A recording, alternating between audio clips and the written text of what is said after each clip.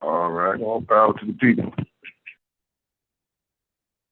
All right, this is an article that was written in 2013 titled Unity Struggle Transformation on Revolutionary Organization Leadership and Cadre Development. I wrote this article during a point when there was some struggle going on within the organization that I had co-founded at the time, the Afrikan Black Panther Party prison chapter. And as the name indicates, the organization was still a prison chapter. This is before we transitioned to the outside and became an outside party in 2019.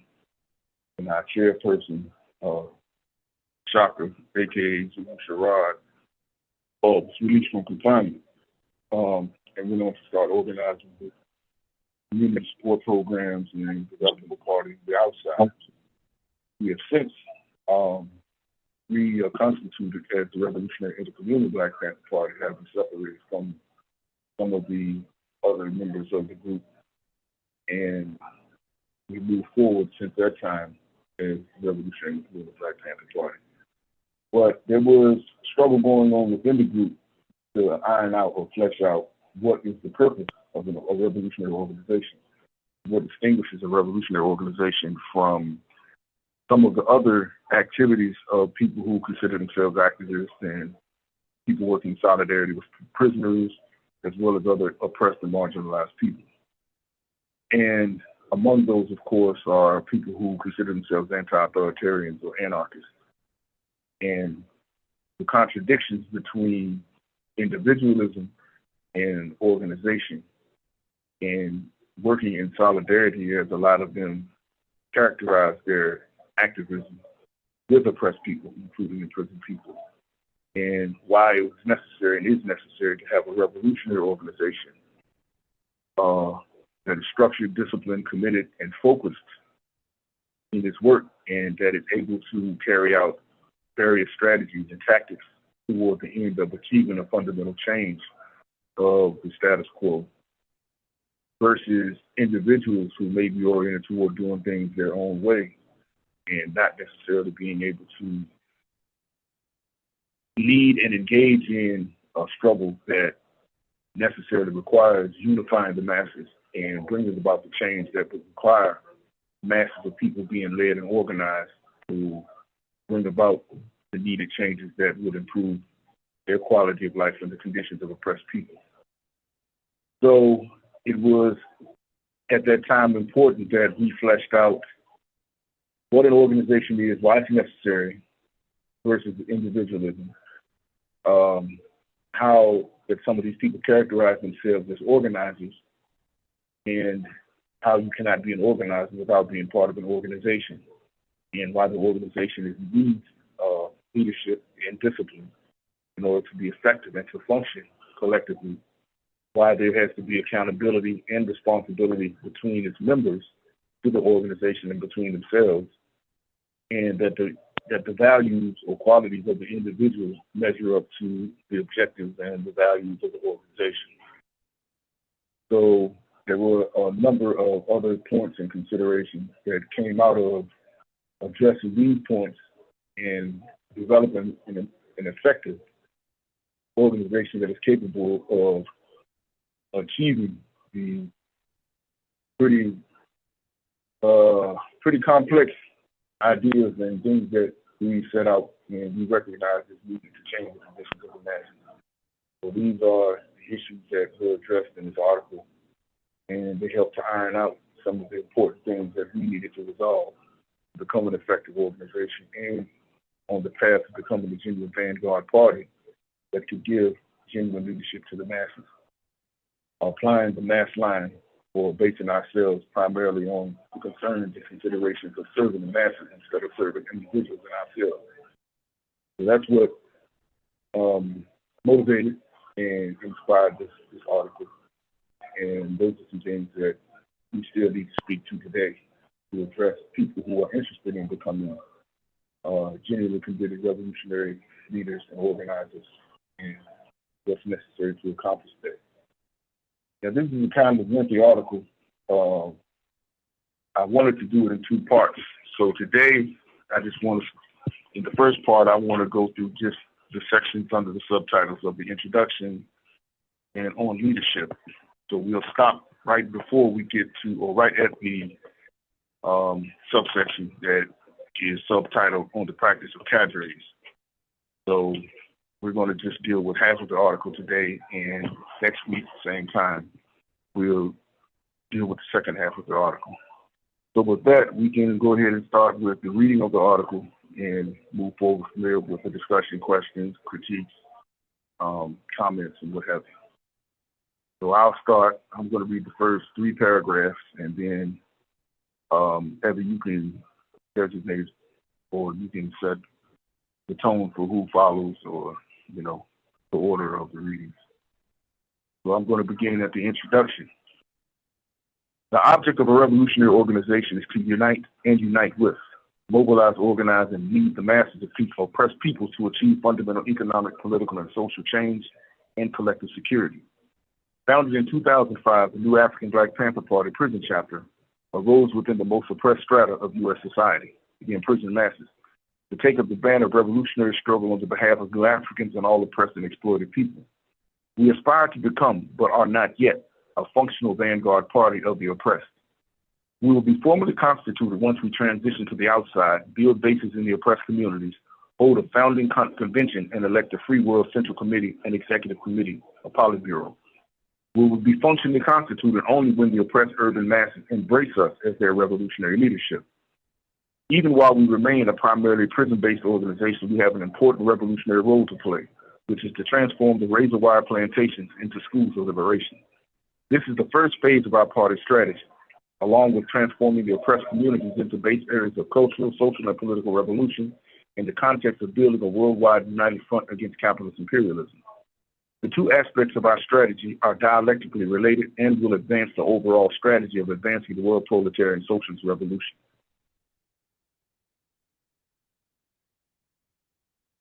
At this point, comrades are learning and struggling for ideological and political clarity on how to build and consolidate the party's structure and amass anti-racist, anti-imperialist, and revolutionary movement around it. There are issues we need to work out relating to organizing on both the inside and outside. There are issues, some of them long-standing, that have been raised by our supporters and detractors we need to address. Some of these people do not understand or refuse to accept the need for revolutionary leadership, discipline, and organization. There is also the question of who should be in leadership positions and how to achieve a balance between democracy and centralism. And so then we'll go Robert, Hope, and then Patrick. Yes, I have the article up. Can I pass on the read this time around? Sure. Hope, would you like to read? Sure. So I'm starting on organization and security. Yes. All right. The term organizing is often used loosely on the left, especially by those who oppose forming, joining, or subordinating themselves to any sort of disciplined political organization. Although they may exhort the virtues of solidarity, they actually practice extreme individualism, which runs counter to building a movement for collective social change. Keep going? Sure. Obviously, one cannot be a political organizer and not be part of a political organization. One implies the other. An organization is a body of people, not one person acting alone, who share common purpose and goals and have an organizational structure. The members must perform certain functions assigned to them that advance the purpose of the organization. This calls for leadership and a degree of discipline, or everyone will be acting individually without accountability or responsibility, which is the definition of disorganization, and this leads to the opposite of solidarity. Do I keep going? Oh, no, we've got Patrick is next. Yep, thank you, Hope. All right. Sorry, I was trying to unmute. Let's see. So this is Comrade Safia Bukhari, a former BPP and BLA cadre, explaining this. By definition, security means freedom from danger, fear, and anxiety. One more up. Hold on, Oh, sorry. My bad. Hold on, you missed the paragraph. Was joining in your main. Yeah, joining and remaining in an organization involves important considerations such as whether one trusts, believes in, agrees with, and understands the organization's purpose and goals. To the more mature and committed members, these are issues of special concern and determine whether they will wholeheartedly commit themselves on a long-term basis to the organization and its goals and purpose. Transparency is therefore important so people know, understand, and trust the organization and what it is about. Without this, the organization cannot even have the foundations for security. Comrade Safia Bukhari says, by definition, security means freedom from danger, fear, and anxiety, individual and organizational safety and well-being with the knowledge of what you're about, what the organization is about, your limitations, your strengths, and the organization's strengths. Knowledge is the key to security. History has shown that the best security depends on the internal strength of the organization and the internal principles of the people who make up the organization. That's from The War Before, True Story of Becoming a Black Panther.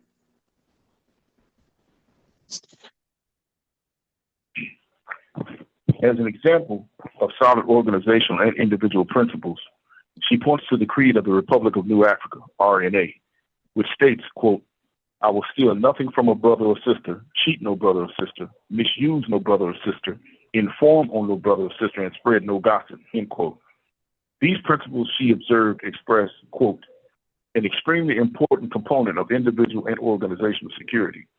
The knowledge that the person next to you, the person working beside you, will not cheat you, lie, and spread gossip about you is the basis for your feeling secure in your environment and within your organization. The ability to trust your comrades implicitly and to know with certainty what they will do in any circumstance is the best security. The question then is, how do we get to this point? It begins with knowing what you're about, what you want, and what you believe, and how far you will go to attain it. The reciprocal reality is knowing what the organization is about. If the person and mission of the organization is clear, not subject to interpretation, then people joining will not be able to say that they thought the organization was about one thing when they joined, only to find out later it was about something totally different. This means that both the individual and organization must be open and honest. This too is from Safia Bukhari's book, War Before, page 37.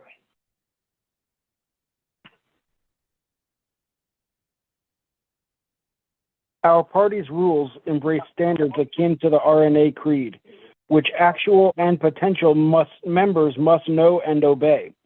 An important criteria of party recruitment is that one's internal principles be proven to be compatible with the party's.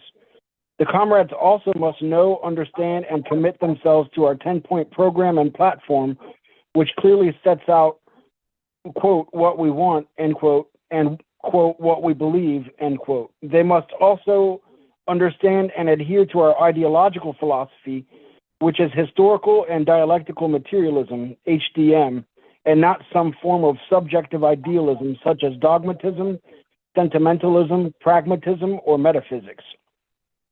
HDM begins with the premise that objective reality exists independent of our understanding of it, and that concrete analysis of concrete conditions tested in practice is the only true foundation for political theory. It teaches us that everything is in motion and that quantitative changes give rise to qualitative leaps of development. An historical understanding of a thing's development and understanding the internal contradictions and the effect of things happening in connection to it enables us to see the potentiality to accelerate its development.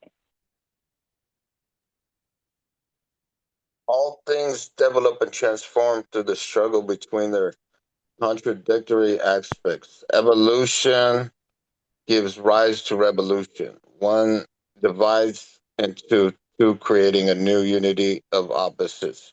Revolution is the main trend in the world. Main trend.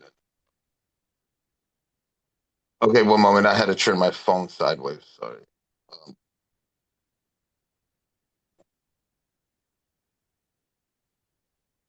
Their commitment to advancing the struggle to victory must be that of the professional revolutionary who carries on when offers others falter or flee to safety and comfort. Their credo must be for self nothing, for the Hold on, masses comrade. everything. For the masses Hold on, comrade. everything. You skipped something. Hold on. All right. Yeah, You stopped at revolution is the main trend in the world. Yeah, the next one was prior to recruitment into the party.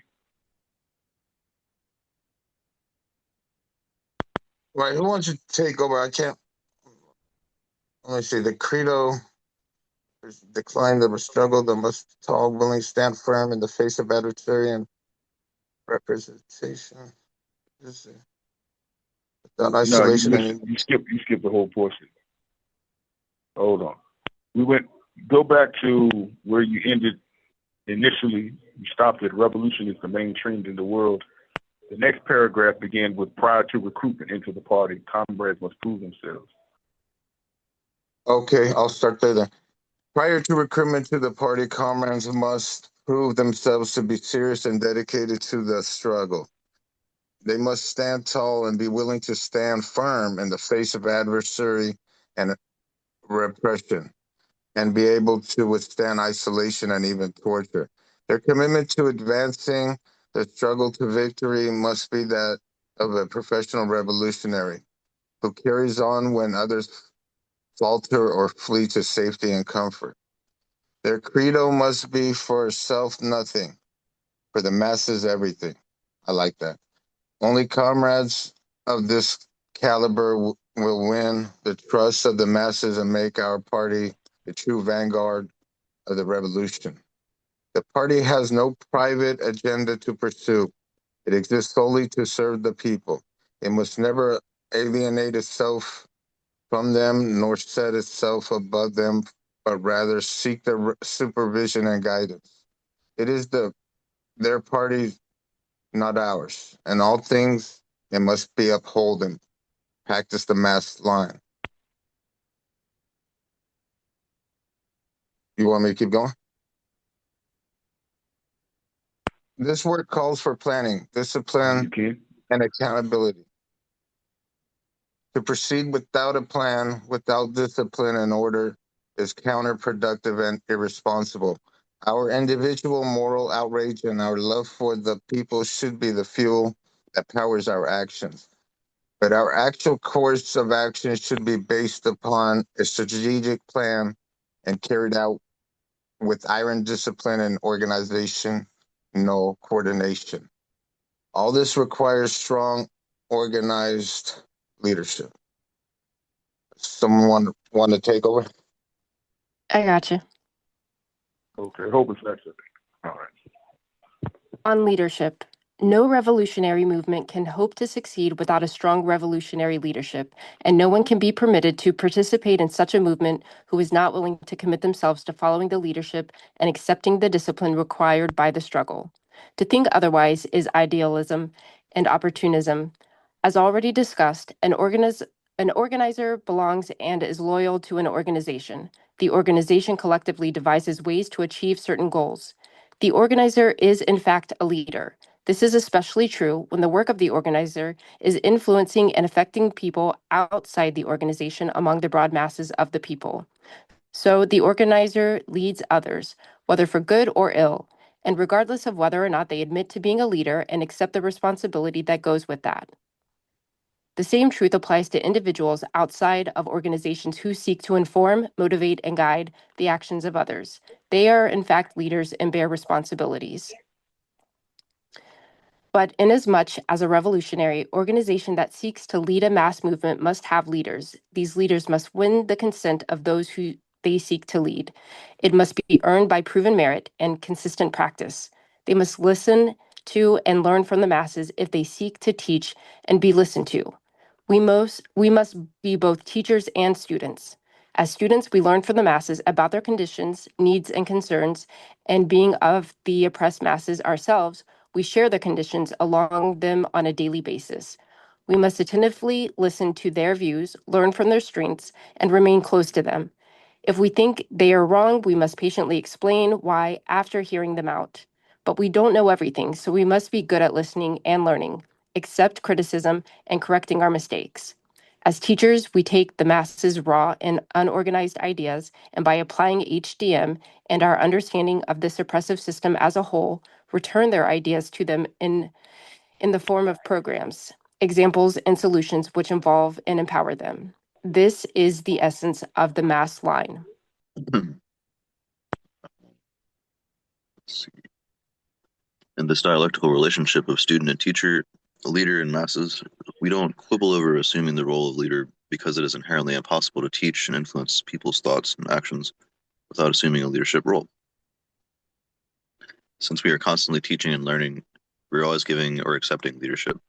So unlike those, quote, leftists who shun the Marxist, Leninist, Maoist revolutionary line, we don't reject the role and responsibility of leaders and leadership. Indeed, we recognize that in class-divided society, the thinking of every person and group reflects the ideas of the dominant class in part or in whole. And as soon as any person or group speaks out or puts pen to paper to influence others, they assume the authority of leadership. Inasmuch as their ideas reflect the teaching and indoctrination of the ruling class, they're serving that class and its dictatorship over society. Conversely, inasmuch as they have freed their minds of this indoctrination and revolutionized their thinking, their speaking out or putting pen to paper is an act of revolutionary leadership. It's what revolutionary organizers do. They teach about and they learn from the masses how we oppressed people can become our own liberators. Revolutionary leadership is what Panthers are about. MLM, or Marxism, Leninism, Maoism, illuminates the revolutionary line of our party and the United Panther Movement, UPN. MLM scientifically sums up the lessons of the class struggle and the experience of the revolutionary proletariat from the mid-19th century to the present through the application of HDM by Marx, Engels, Lenin, Stalin, Mao, and many other revolutionary thinkers and leaders. Most particularly, our party's line is illuminated by the work of the original Black Panther Party, particularly Huey P. Newton, Fred Hampton, and George Jackson, new African freedom fighters like W.E.B. Du Bois, Malcolm X, and Walter Rodney, as well as African revolutionaries such as Amilcar Cabral, Frantz Fanon, and Kwame Nkrumah. Intelligent people who desire to change the world seek to learn from the contributions of others and to illuminate their practice with the most advanced and scientific understanding of revolutionary theory. Who among us who oppose this oppressive system based upon human exploitation do not aspire to influence the ideas and by extension the actions of others in relation to this system? Therefore, it is deception to claim that we do not aspire to be or approve of leaders. And who would deny the revolution is the ultimate act of authority? There is actually a class basis for this sort of thinking. Furthermore, consider how absurd it would be for a teacher to challenge and change your beliefs, say about capitalism, for example, that affect how you perceive and relate to the world at the most fundamental levels, until you go forth and apply these teachings to change the world and then deny they were giving you leadership. How much more absurd if they did not plug you into an organization and movement of like-minded people? Leadership and organization go hand in hand.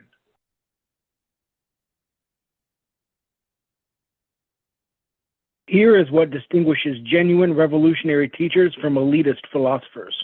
The revolutionary teacher not only consciously teaches what is wrong in the world, but they also lead in correcting it, building organization among the masses to create a new reality, teaching by example and participation. Mao Zedong summed up this Marxist line saying, Marxist philosophy holds that the most important problem does not lie in understanding the laws of the objective world and thus being able to explain it, but in applying these laws actively to change the world. Only social practice can be the criterion of truth. This is where the traditional left falls short. In the manner of the petty bourgeois intellectuals, they analyze, criticize, and interpret the world in various ways, but they fail to bring their analysis down to the level of practical application to change the oppressive conditions. At best, they resort to individual countercultural or academic rebelliousness, which does nothing to organize or empower the masses. It is all about self-validation and feeling good about their radical self-identity. Patrick or Robert? So while they protest and arouse the discontent of others, they don't want to start something that Wait. Sorry, Robert, we got scroll one more paragraph up, because their class stand prevents it. Because their class stand prevents it, which is the principal reason why many of them reject the need for any and function of a revolutionary leadership, while in fact they act as leaders and teachers of the class stand of those who talk about but don't dare to organize to solve the problems of the oppressed class, namely the petty bourgeoisie. Bourgeois. So, It's bourgeois. wait, how do you say that word? Bourgeois. Okay, bourgeois. Namely the petty bourgeois, the so-called middle class. Deep down, many of these radicals don't want to change things in a fundamental way because they have privileges and comforts under the status quo and dread of the exercise of power from below. So while they protest and arouse the discontent of others, they don't want to start something that will empower the poor and go all the way to overthrowing the dictatorship of the rich. They only want to protest the things that oppress and disempower them. This leaves people with all the way leaderships, which leads to spontaneous rebellions subject to both co-option and violent suppression, leading to demoralization of the masses and continued business as usual for the exploiting class. That is fact. Next. We've seen this cycle repeated over and over in the oppressed communities and prisons. This is why we created the new Afrikan Black Panther Party, the prison chapter, and the United Panther Movement, because we recognize the need for a truly revolutionary vanguard party and movement. Vanguard means out in front. We saw things were not going to change until people got serious and took on the responsibility to lead the people's struggle to victory. All right. Okay, we're going to stop right there for this week's reading. And we're going to do part 2, which is the remainder of this article next week. So with having read that, I'd like to open the floor to comrades on the call to either present questions, critiques, thoughts, suggestions, ideas on this article and what it lays out. So I turn the floor over to you all. If you have any questions, thoughts, anything that we can go into a discussion about this article. So towards the beginning, you were mentioning some of the isms to be avoided, or like people that are to be members of these organizations. He said, was it Metaphysics and one of them was Pragmatism. That was the only one I was really concerned about. I'm trying to think of what the other ones were.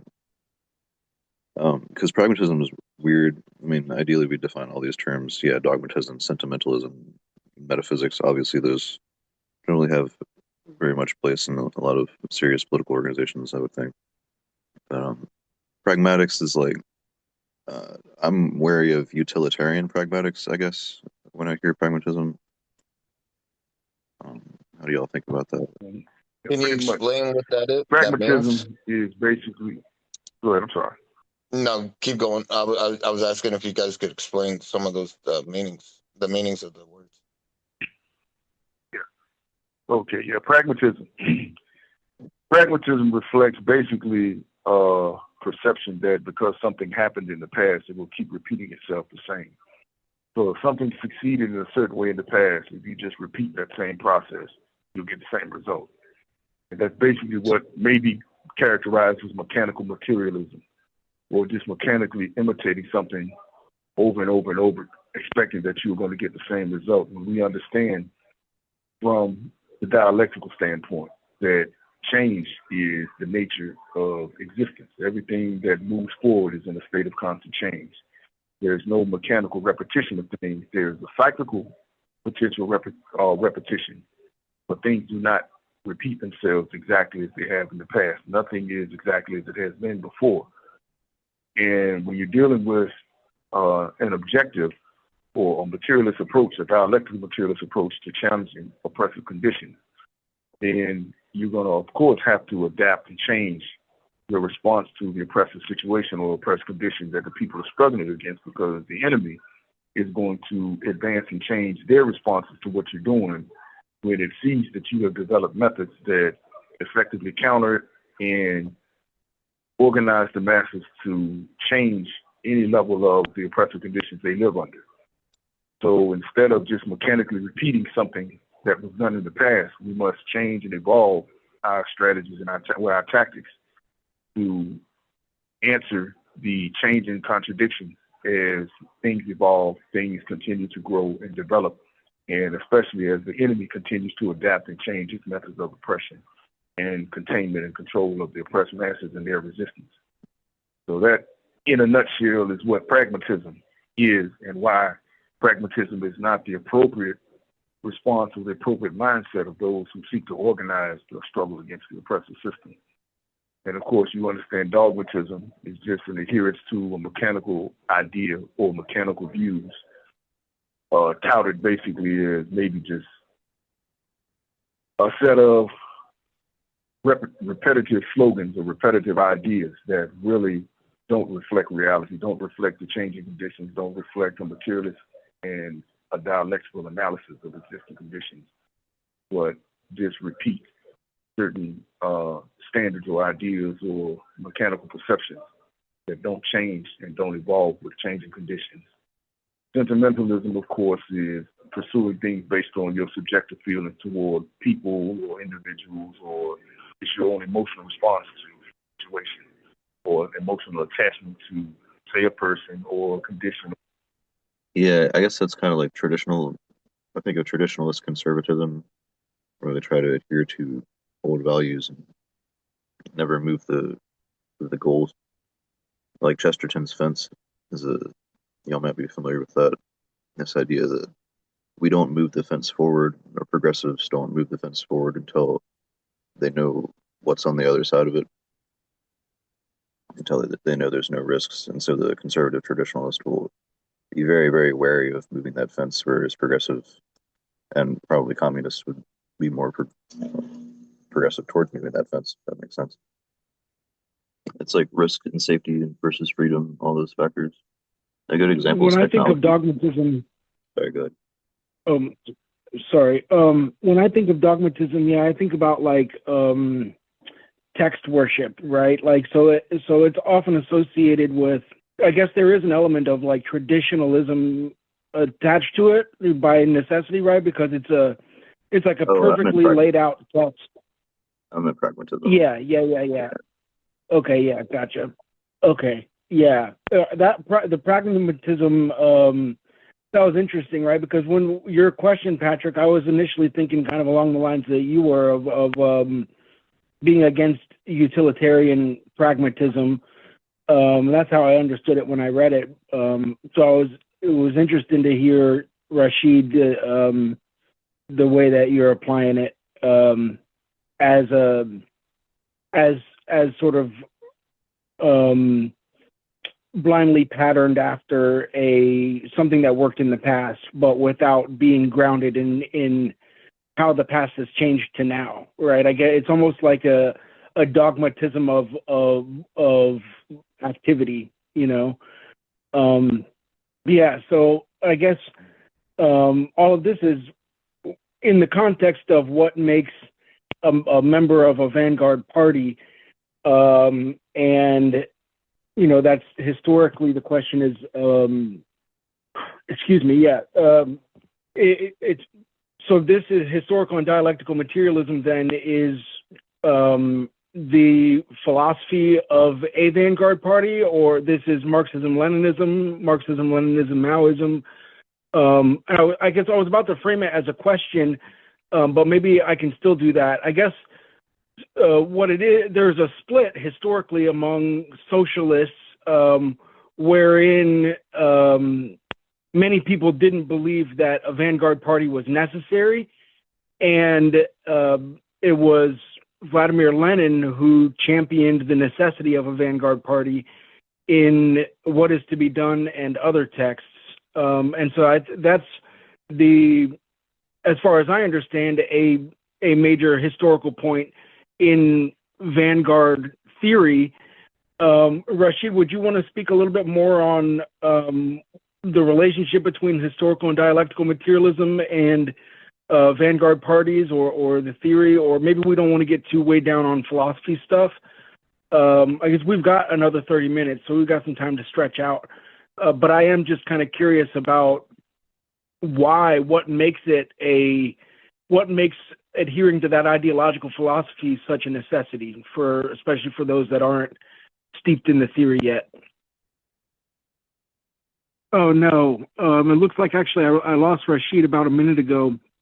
He gets an hour-long calls, so he'll be calling back in a minute. But Robert, I see that you've got your hand raised. Would you like to go ahead? Yeah, I just would like to clarify Lenin, the Bolshevik Party, and all that. There were 90% Jews. Okay, they went in there to Russia and they wiped out over 60 million Christians, millions of Muslims. Muslims and Christians lived side by side in Russia through those times until the Bolshevik Party. And as the word Bolshevik sounds, it is a bullshit party. They made everybody think. They made even there's a biker gang in California. They're called oh crap. They basically told everybody, hey, we're gonna rise up for the workers. We're gonna, we demand more, et cetera, et cetera. But it was all bullshit. They turned around and killed even the Cossacks. That's what there was. Cossacks was not just a biker gang as you see in California occasionally or around the States. Cossacks was a workers' party.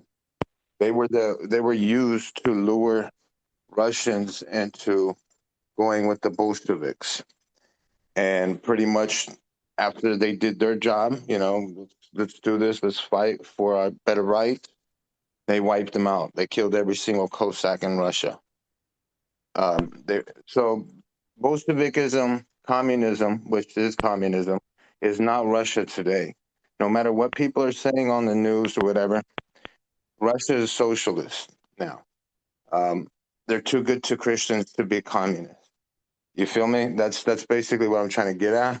A lot of people are confusing communism of the Bolsheviks' communism with modern day communism, which is really socialism, but America's still calling them commies, etc. China's not even Bolshevik, communist, I should say. They're more socialist. They have 2 billion Christians there, and they're living fine. They're not killing them. They're not after them. Our Democratic Party in California and America is Bolshevik. They had overrun the prisons in California. Literally every officer, imagine being in a prison where every officer is Jew or Irish, which Irish are the cousins of Jews. They have the same blood. Ireland was formed a long time ago by Jews, exiled Jews. So long story short, they were doing everything. We dubbed the California State Prison as the gulags, the modern day gulags. And that's exactly what it was. They killed us systematically whenever they wanted. No questions asked. So you do not want Bolshevikism. And that's why I once was Democratic.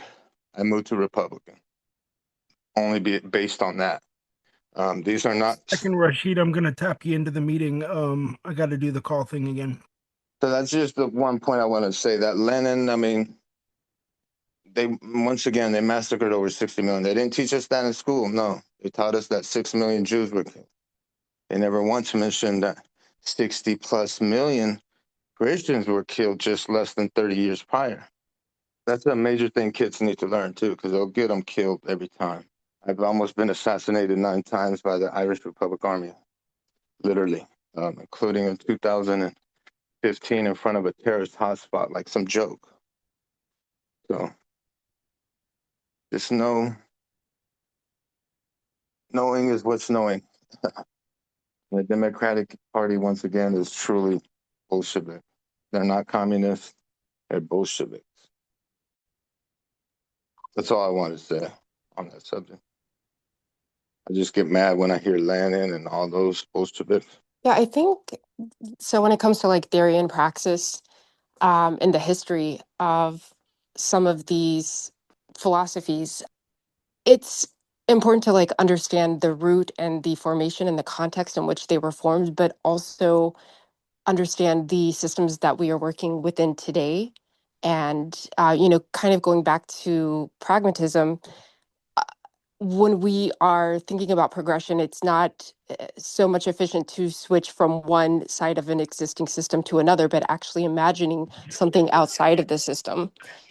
And I think that is sort of what was being discussed in the article as far as the way that things have been done and expecting or yielding the same results. And I think when it comes to revolutionaries in the vanguard, what's so important is imagining what is outside of this world that was not built for us.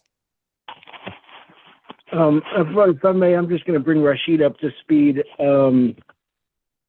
Right as I think for about a minute, maybe 30 seconds, I was talking and you had already gone, the way that it hangs up. But I had asked a question about the reason of the necessity for historical and dialectical materialism and in relation to the Vanguard Party, right? Like, what's the connection there historically?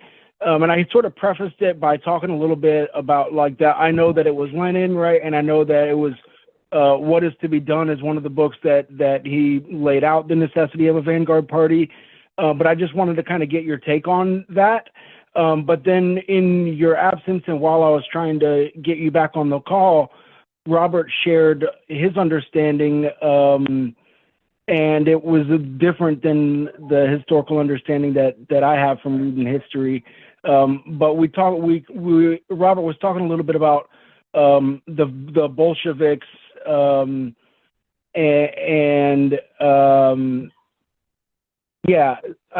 so I don't know if you want to circle back any more than that, or just kind of answer the question.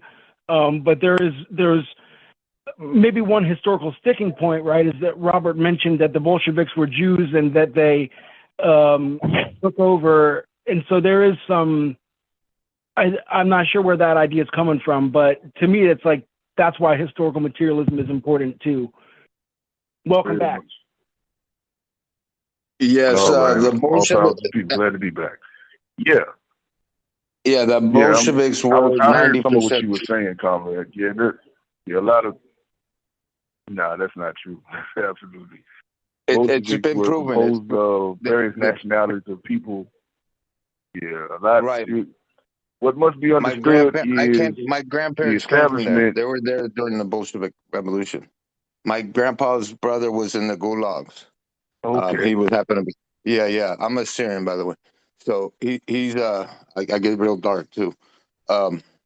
He was in the gulag. So they know it was all bullshit. I mean, just as the word Bolshevik sounds, that's how you know the difference between Bolsheviks and communists and Bolsheviks and socialists.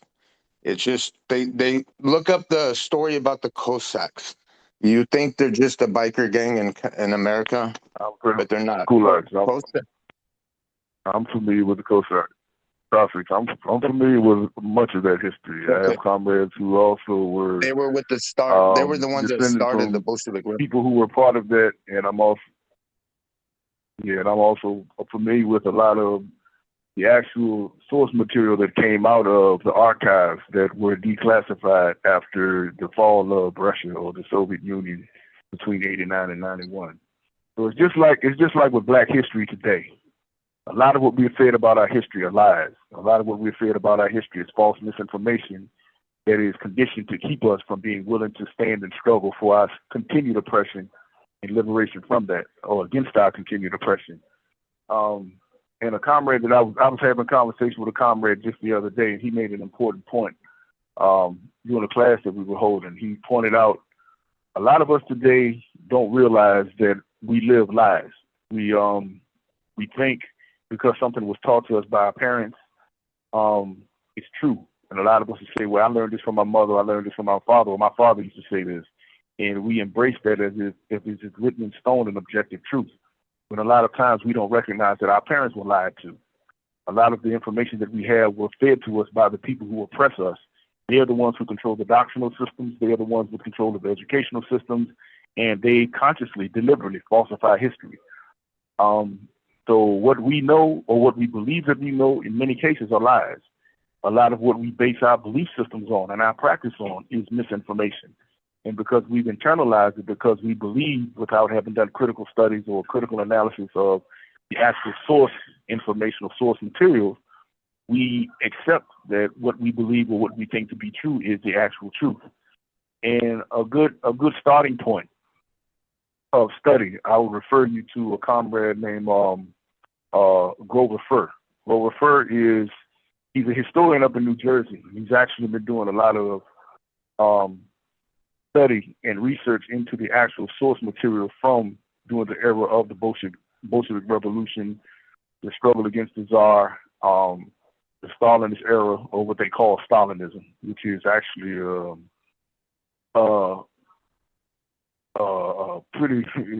it's pretty nonsensical term. But he has critiqued and countered a lot of the false history that came out of the Central Intelligence Agency, the rightists, the capitalists, false information about the Russian Revolution, and those who were classed as people who were oppressed by the Bolsheviks, by Stalin, etc. And much of what he's uncovered, and he's given references to source material, to the actual investigative history, the documentation, the records that were kept by people who were on the ground in those conditions, who lived those conditions, is that much of what has come out from the Soviet Union and critiques of the Soviet Union during the Cold War was false. And he has a little library of materials that he has posted and done documentaries and talks that are on YouTube. You can look it up. You can actually just search his name, Grover Furr, G-R-O-V-E-R, his last name Furr, F-U-R-R. And as I said, he gives you reference. He gives you source references. He critically breaks down a lot of the so-called authoritative studies and analyses of the Bolshevik Revolution, the Stalin era, etc., and exposes that a lot of what most all of what we've been told about those eras are based on false information.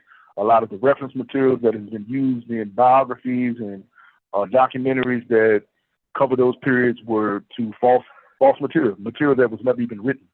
Documentaries based on documents, records that never existed, books that were never actually written, source material that could never be confirmed. A lot of it was based on rumor, and a lot of it was started by the CIA and other right-wing intelligence organizations during the Cold War. So I would say that is a point of why we have to use dialectical materialism as the point of study and critical analysis, both of historical events, present conditions, our strategies and tactics in dealing with the system, because a lot of the information that is fed to us is deliberately and consciously false information meant to mislead us so that we allow ourselves to be led by ideas, theories, histories, concepts, principles that run counter to objective reality. And dialectical materialism is the only actual scientific method of analyzing, understanding the world. History, which is historical materialism, or historical materialism, which is dialectical materialism, applied to the study of social development and history. And this is the only actual scientific approach to really understanding the past, the present, existing conditions, and how we would organize to challenge and change those conditions.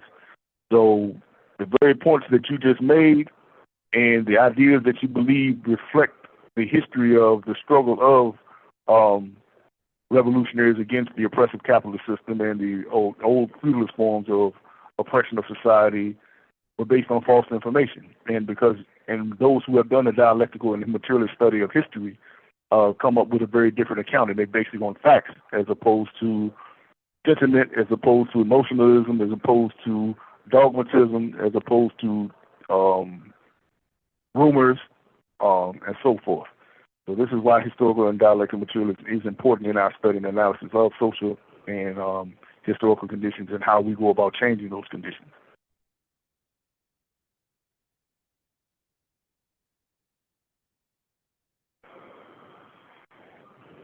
Thank you for sharing all that, Rashid. Go ahead, can I Robert. say something? All right. But the question is, as you say, we must know the past, so we must know the past so it's not repeated. Correct? That's been proven over and over through philosophy, theoretically and physically, that if you do not know the past, it will repeat itself. That is what you're trying to say there, right? Correct with that word? Definitely so, but to know the past, we must know the truth of the past, not a past based on false information, which is the point I was making even today. People who are oppressed by the system. And I gave an example. My people oppressed in America, new Africans and black people. A lot of the history that we believe or we're taught is false. A lot of what our parents have told us, a lot of what we believe came down through the generations is false information. And it has been fed to us to condition us to not stand with the correct ideological and political line to oppose and stand against the oppressive conditions of the system. And there's a great deal of false information about communism and socialism that was created for the very purpose of alienating people and discouraging people from understanding what socialism and communism really is, the actual and truthful history of socialist and communist struggles, and the mistakes they actually did make versus false characterizations of mistakes that they made, and being able to analyze and develop our theories based on an objective and an accurate understanding of what happened in the past. And that is correct. And that's the only reason why I brought it up. You see, they used Cossacks. Cossacks started the revolution. Okay, there were a bunch of workers, hard laborers in the new industry complex. And all of a sudden they're telling them, hey, we deserve better. We deserve this. We deserve this. Basically, they instigated it. And so when Cossacks rose up, started protesting, blah, blah, blah, etc., what did they do after they were done with that part? They killed off the Cossacks. They killed them off. Even though they used them to start the whole revolution, once the revolution was set in stone, well documented, and it's, it was well established, they killed them all. They killed every Cossack. They were bullshit. That's why, that's how I know the difference between communism and Bolshevikism. A Bolshevik is how it sounds. They will feed you everything, get you to do all the work, and bam, they'll steal it from you, and they'll kill you. And it has been proven if you look it up now. Now that the TikTok, we have TikTok and all that, and people from actual Russia getting on it. You got to use a VPN. It usually works better. It was proven, they saying that more than 80% of the Bolshevik Party was Jew. And of course, Rasputin was the one that wasn't Jew, and they killed him. He was a priest. They killed 60 million. Get this, bro. The Jews, we were taught in school. No, these are real numbers. My family was there.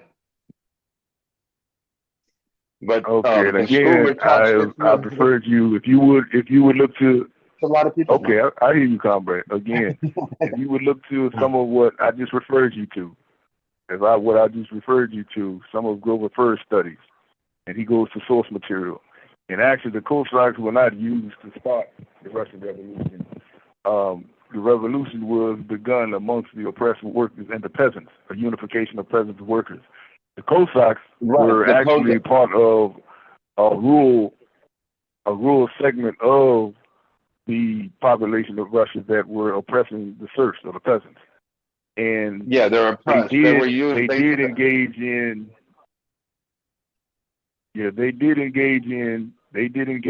exploitation against the peasants, and they were mobilized, not used. They were mobilized because of their desire to gain greater wealth and struggle to some extent against the Tsar. They were in a segment that oppressed the peasants. They weren't massacred. They weren't killed off. They were killed at the end. There are a lot of factors that. No offense. There really is. Look, I went to school here. I know. They told me. Well, like I said, I said, we can. I gave you a reference. If you would, I don't want to get the whole.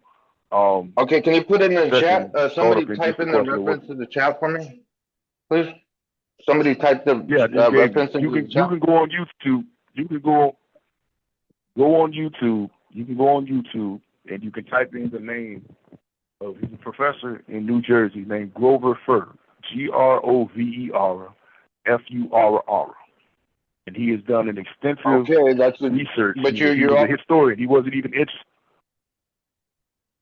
He wasn't even interested in the Russian Revolution, but he began his studies because he's a historical professor who used the principles of doing historical research, and he was informed about a lot of things that were projected against Stalin, against the Russian Revolution, and the conditions in the Soviet Union during the Lenin and the Stalin era.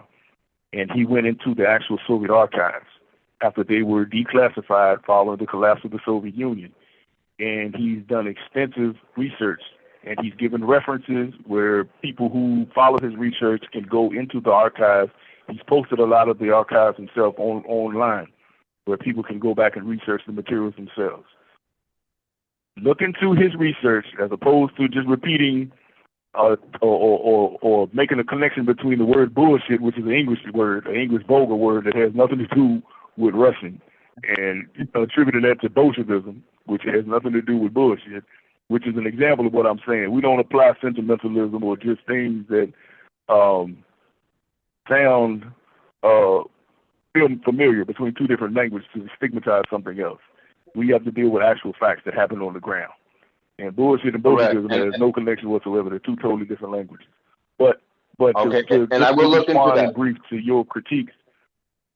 Okay, so if you look into a lot of his, he has numerous talks. He has many books that have been put out, and he gives extensive reference to actual source material, as opposed to things that have been handed down mouth to ear. Things have been handed down by people who actually done no research or just repeating what they've heard from others.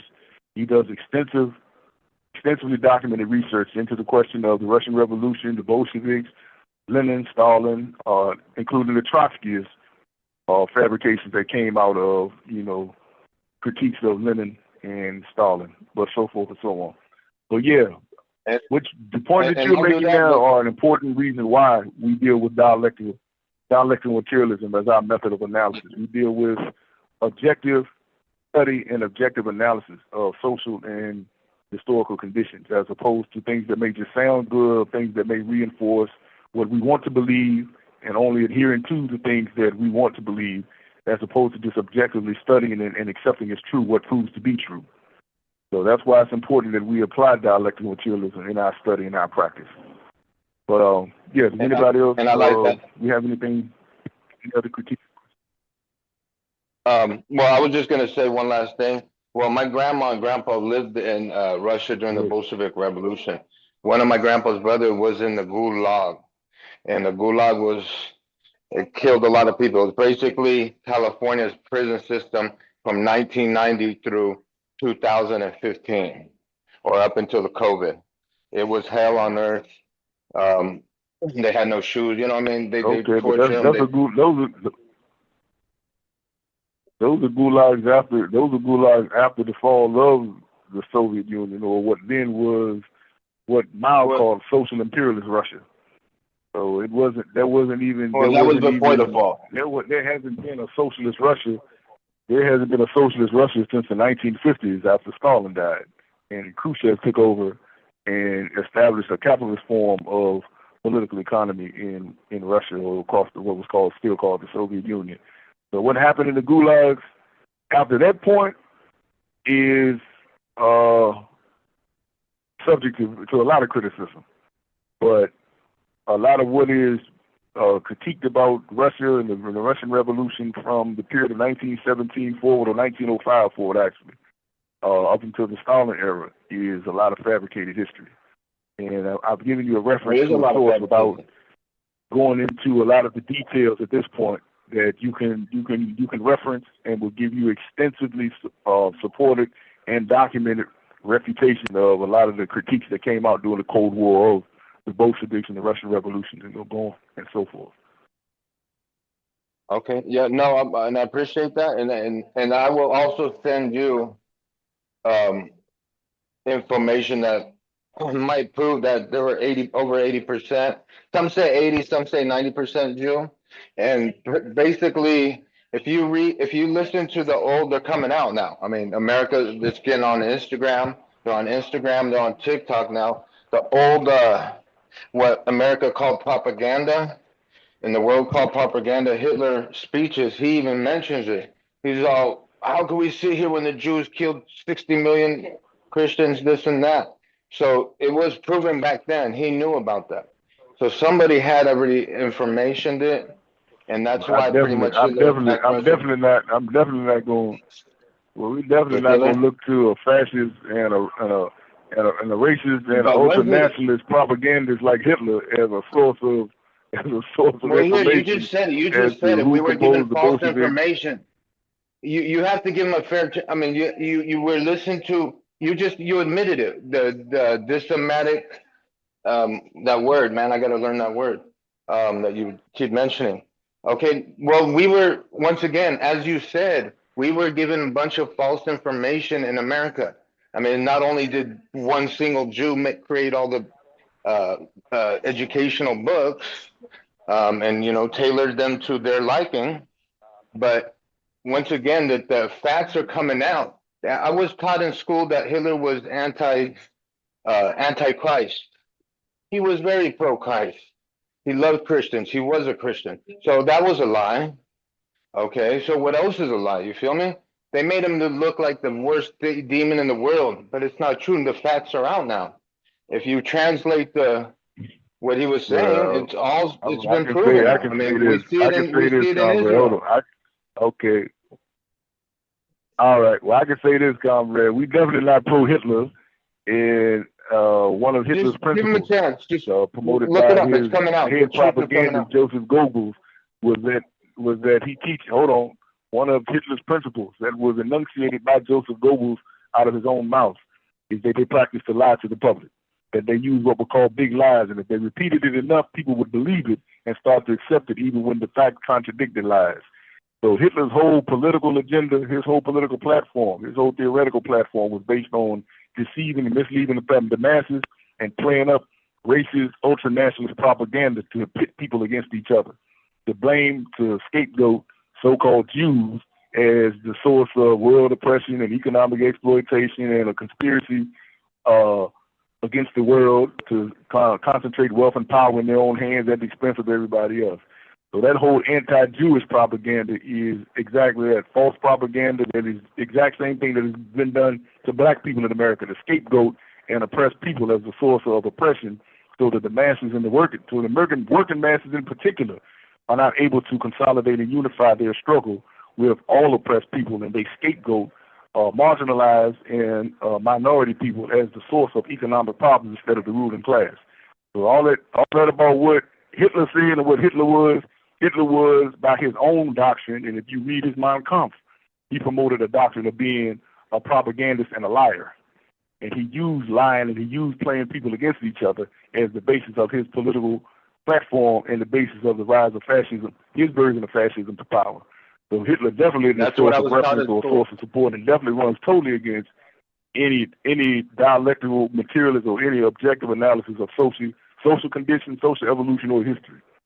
But with that said, we'll open the table up to anybody else who has any critiques or comments or thoughts.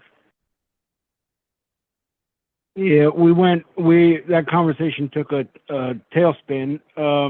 Yeah. But I will second anybody. Did anyone have any questions about the text that we read, or any comments about it, anything like that? And is there any ways that it feels directly applicable to something that you're already doing? Does it make you want to do something differently?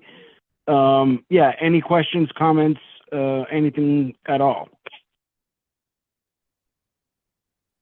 Just a comment. I think when I'm evaluating my understanding of these philosophies, I will definitely also be looking into Grover Furr, because I think when it comes to dialectical materialism, it is active engagement. We have to check in with ourselves as far as our understanding and what has been synthesized. So, like even reviewing pragmatism, I'm with you, Evie, and the other person who sort of questioned that. And once we understood the definition, it was able to be integrated more clearly. So I think it's just certainly important as we're receiving this information to compare it with our own understanding of it as well.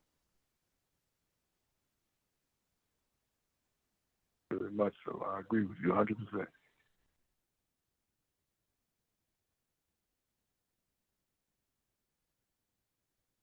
And let me just throw this real quick. I think it's important, and it is important in scientific understanding, or what in the application of dialectical materialism. Dialectical materialism is the only genuinely scientific approach to understanding history, social evolution, social conditions, and how to solve social problems, and any other problems, actually.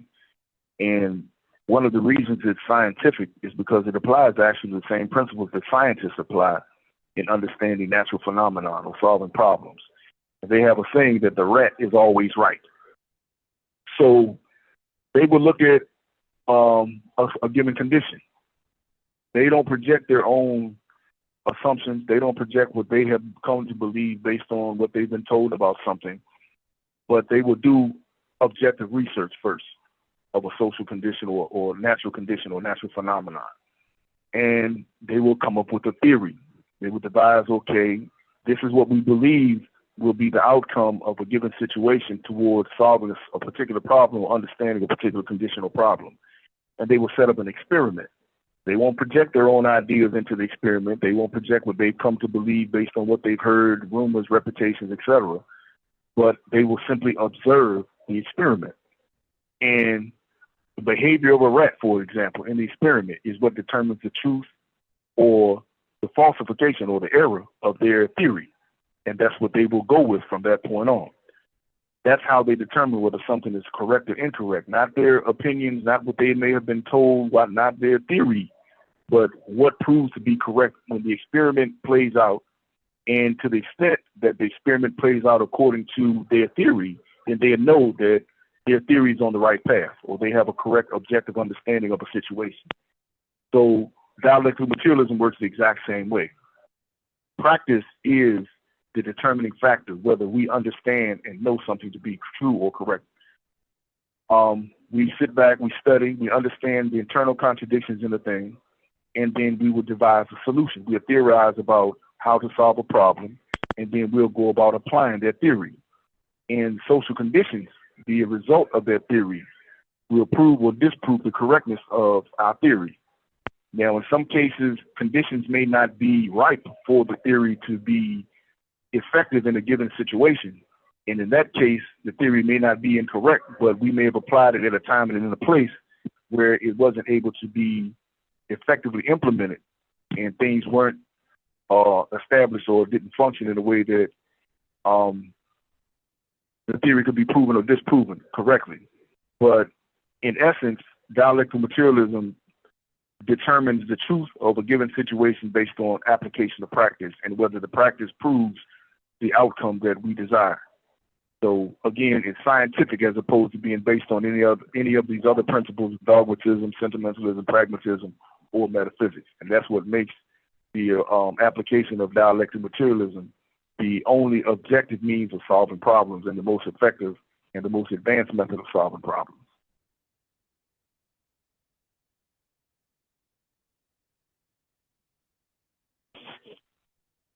Right on. If I could add a little bit to that. Just with the scientific analysis, some people might try to question, like, well, what do you mean by scientific analysis? Like, what kind of experiments are you running? You're doing long-term studies, doing individual testimonials and all that. Lots of different experiments can be done. Another way to look at what we were talking about earlier is statistical analysis and Bayesian reasoning. So you could just look at consensus. Like, I really like doing this with a lot of my own research and just my understanding of psychological well-being. Just take global surveys, do research, and look at what the consensus of most people who have experienced these things will tell you what's going on. In the case of Hitler, the vast majority of people will tell you the same story. The man was an ideologue. He was a racist, anti-Semite, and incredibly persuasive and incredibly charismatic.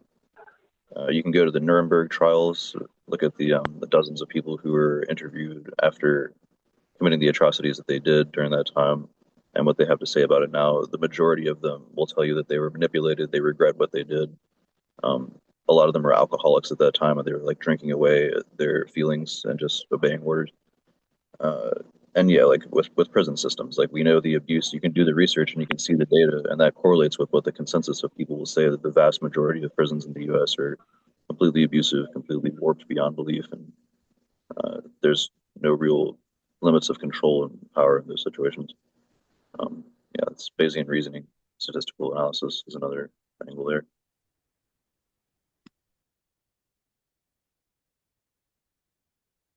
Exactly. Yeah, I agree again with that 100%. And we see again, not applying pragmatism, but the same theories and philosophies coming out of fascism, coming out of imperialism, coming out of manipulating and playing oppressed people against each other in order to divide and undermine the unified struggle of workers and other marginalized and oppressed peoples. Using women as scapegoats, the using of people of color as scapegoats. It's a practice that's still being used in the fascist program of oppression. And we can see exactly how it plays out. We see the repetition or replication of what was done by the Hitlers and the fascists during, phalanges in Italy, etc.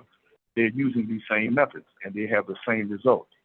So you can't have an application of certain principles under capitalist exploitation, and you see the outcome. You see the objective outcome of applying these divide and conquer methods and dividing people so that they're not able to unify along lines of scapegoating certain national minorities and certain people who have been targeted historically and continue to be targeted in a similar way.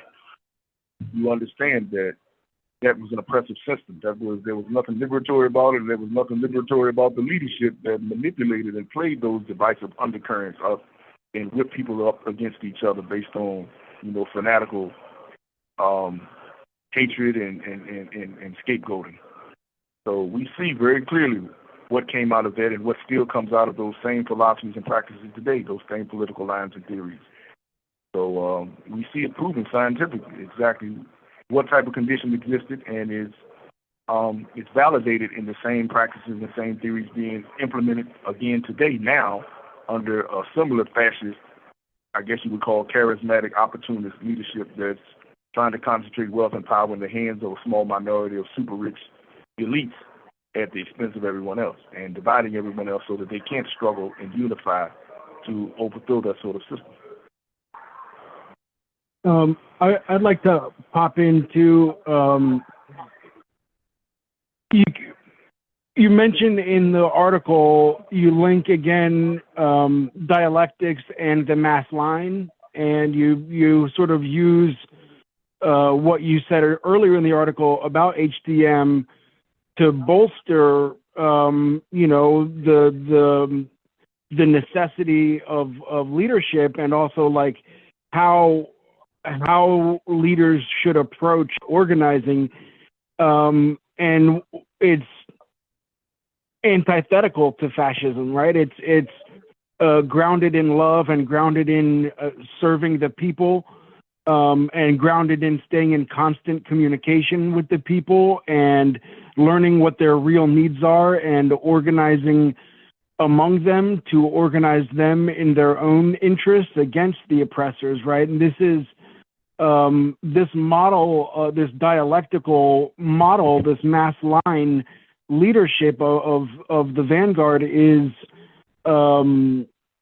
powerful against fascism because it is all of those things, right? Like because it is grounded in a love for the people and in like a correct moral outrage, right? But grounded in building a disciplined movement capable of standing up to the fascists and the imperialists and the colonialists.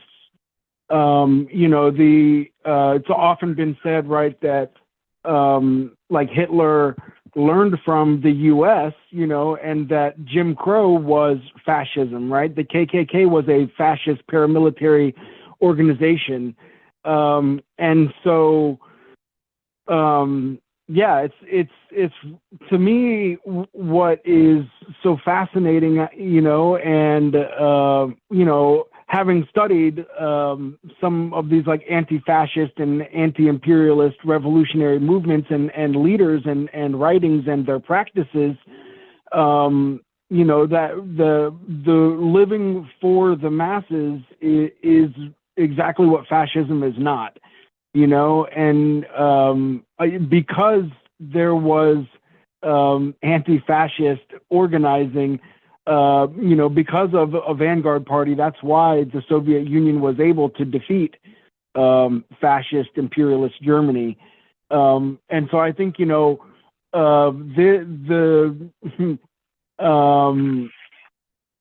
this philosophical struggle or ideological struggle was won on the battlefield long ago, you know, and yeah, so but I did just want to call attention, I think, to serving the people and being grounded in love as we are planning and building with discipline. That's what drew me in, and that's what I'm here for. All proud to the people. That's what all of us struggle on behalf of the people to be motivated by. A genuine love for the people, which should be the fuel and outrage about the oppression that they suffer, should be the fuel that mobilizes us and motivates us. And that is what drives us to organizations where we have to come together under consolidated mass line in the interest of the masses to carry out the struggle, serving their interests and not our own. So that in a nutshell is exactly what the mass line and what distinguishes our movement from a fascist movement is. And I agree again, 100%. So we've got, we are 10 minutes past 5:30. It's 11 now, 5:42 now, it just changed. So we'll do final thoughts if anybody has anything. Any final questions, or what we can do too is I will put my email in the chat, and Robert, I've got your email already, but if we're not already connected, actually I'm already connected with Patrick as well, and I believe we do have a sign-up sheet with your info on it from that event. We did pass around the sign-up sheet. So actually, I've got everyone on the call's contact info. We can dispense with that. Kevin too. Yeah, any final thoughts? And we'll be back to cover part 2 next week. And I'll try to get the video, or at least the audio, up on video on YouTube within the next day or two. And that will be on the YouTube channel called Gulag USA. I'll see if I can pull up a link to that real quick and put it in the chat. And yeah, so if anybody has anything else before we get out of here, that's all I got.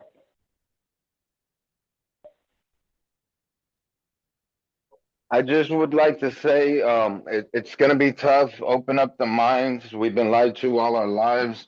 And a fun fact is, guess who invented the internet? Hitler in 1930. Now, who kept it away from civilized people like ourselves? Robert, I just went ahead and muted you. We're not going to relitigate Hitler's worth in this space. Not having it. You know, I can send you some resources. Yeah, but no. Thank you for joining. I'll stay in touch, and yeah, everybody have a good week. Absolutely. All right, all power to the people, everyone. All right. Or to the people.